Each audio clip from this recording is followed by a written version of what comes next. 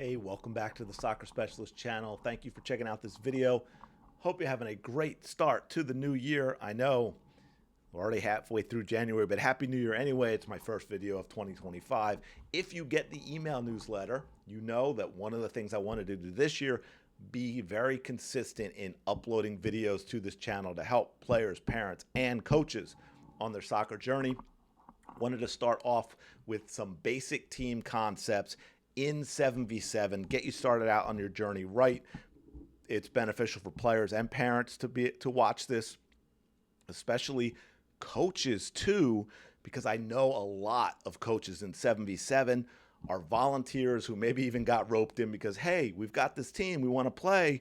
We've yet to be able to find someone that steps up and coach. Can a parent do it? Otherwise, the team doesn't play. And bless all of you parents who say, hey, I'll do it. I'll step up and do it, because it is a heck of a commitment. And so maybe you've never dealt with 7v7. Most likely you haven't. If you're an adult, it hasn't been around that long. So you might need to get some help in what you should be teaching your players. So we're going to go through the couple of basic defensive team concepts, especially the back line, the defenders, in transitioning. When the other team wins the ball, you can go on from offense to defense. They bring it out and they switch field.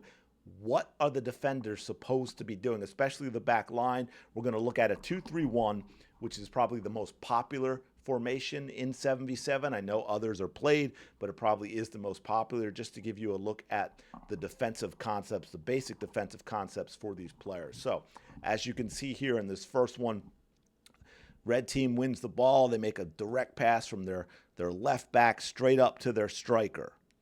Now, the back two, their responsibilities now. As you can see here, we've got pressure. That's the player on the ball. The other defender is covering them. Okay, pressure on the ball does not mean that player's just recklessly diving in to try and steal the ball. It could be they're just slowing the other team down in order for their teammates to get back into a good defensive team shape, a good position defensively to prevent a goal. So they may be getting just close enough to make the other player worried about getting the ball stolen, while also taking away forward passing angles, right? The closer, let me get this stuff out of the way now that you can see pressure and cover. We can get this stuff out of the way so we can play with this a little bit here. Now, first thing I'm going to show you is what cover means to pressure. You are not even with the ball.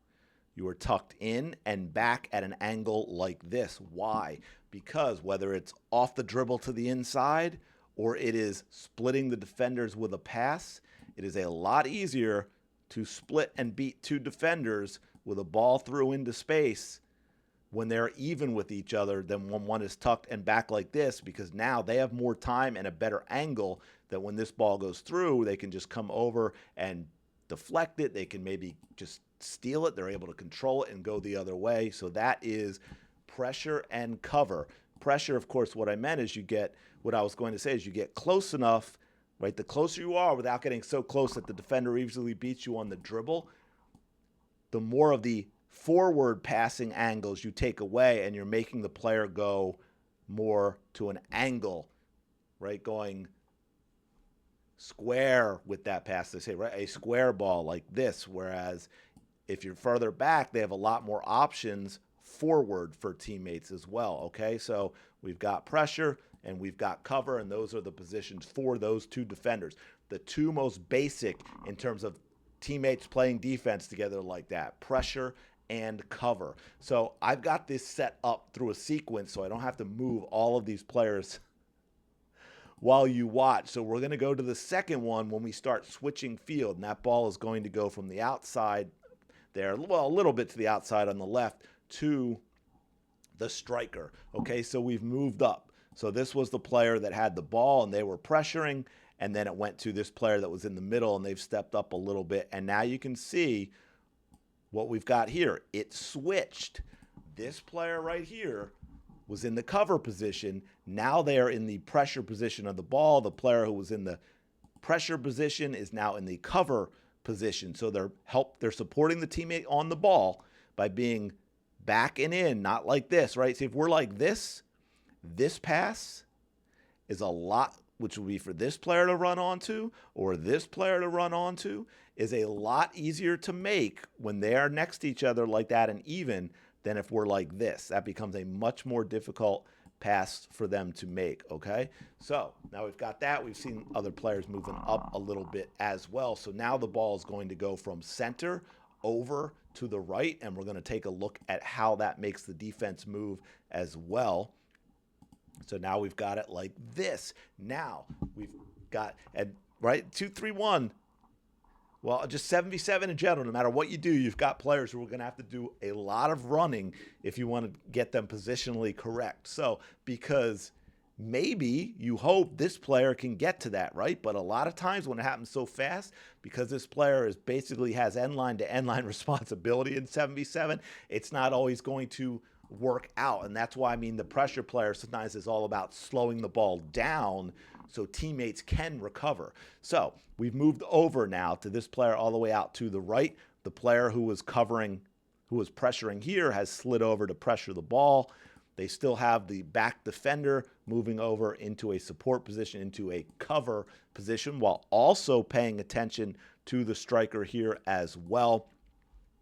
Their center mid in the 2-3-1 is also working on to recover to take this player as well defensively, and we'll get that in another diagram for you. We've gotten this player. Remember, these players were out here, so we've got them full. This is so important. I'm going to stress this too, actually, because this is something I see time and again not happening with young players, is that backside player, usually the outside mid, in whatever formation you're playing in 7v7, 9v9, even 11v11, they don't always commit to their backtrack as quickly as they should. They watch the ball on the other side and kind of hope that their teammates steal it so they don't have to make the run all the way back. And then what happens if they don't? The ball starts successfully coming over, and now they're like, oh, I'm supposed to cover that player, and they start sprinting back, and this player gets in here, and a ball comes across, and it's an easy goal. So this player needs to, it's a lot easier to start and go to get where you're going and be able to change and go the other way than to watch for a while and realize now you've got to sprint 30 or 40 yards and you're never going to catch up. So as the ball's moving down and this player's moving down, they are working to get ball side and goal side of that defender, which again we will see in another one. So we've got them like this. This is in that transition. They're slowing them down, allowing their teammates to come back, and we're going to mosey on into the next one. We've got two more. That's it. So now you're seeing the progress that I'm talking about. We're getting ball side and goal side here. Center mid on center mid. What does that mean? Well, goal side means you are closer to your goal than the offensive player, okay? So this would not be goal side. This would be goal side. Ball side means you are closer to the ball than the offensive player, right? So that makes it much more difficult for them to complete a pass to this player. Now, in 2-3-1, this is what I mean about certain positions and having to run a lot. In order to make this work, that outside mid that we were just talking about on the last one, which is this player, you can see where they've ended up. We've ended up now basically with a back three. Defensively, a lot of times the 2-3-1 becomes a 3-2-1. And it's that outside mid on the back side that has to get back. And in a defensive thing, and I have another video you should check out. It's actually my most popular one on the channel, and it'll really help you with this concept as well because I break it down without the team thing of this, just things you can do in terms of moving your players and following the ball is what it looks like with a back four. And when you have pressure cover, if you have a third defender and then a fourth adds even more of it, obviously, that third defender is in what we call a balanced position. They're balancing the defense. We have pressure, cover, and now this player's balancing. They can help with stuff that happens over here, right? They can help with this guy right here or a girl. And they're still paying attention to this player backside, but they don't need to be marking them tight, unlike, say, in here, because to get it from here to here, if the player is skilled enough to play a ball in the air to this, It's great and it might be completed, but it gives them plenty of time to then get over here. And now they're the pressure player, right? And the whole defense switches over and basically flips what you're seeing here. Or, of course, if they can't do that, they might have to hit, passes like this, and then boom, all the way over to here. And that, again, that gives them time to shift over to that position. And now, again, ball side, goal side, this player is helping out on them as well. And I think I have one more to kind of finish it off here for you.